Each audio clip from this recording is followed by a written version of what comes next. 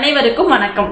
மருதாணியை விரும்பாதவங்க யாருமே கிடையாது. ஆனா இப்ப எல்லாம் அழகுக்காகவும் எளிதில் சிவந்துடணும் அப்படிங்கறதுக்காகவும் வேலை குறைவுக்காகவும் மெகந்தி போட்டுக்கிறோங்க. மெகந்தி போடுவதனால பல பக்க விளைவுகள் ஏற்படுகிறது. மருதாணி பொதுவாகவே வெப்பத்தன்மையும் துவர்ப்பு சுவையும் கொண்டது. பொதுவாகவே மருதாணி இலை, பூ, விதை, வேர் ஆகிய அனைத்தும் மருத்துவ பயன் கொண்டது. மருதாணியை எப்படி பயன்படுத்தலாம் என பார்க்கலாம். தீர்வு 1. 6 தேக்கரண்டி அளவு புதிதாக சேகரித்த மருதாணி இலை சாற்றை வெறும் வயிற்றில் காலை வேளைகளில் குடிக்க வேண்டும்.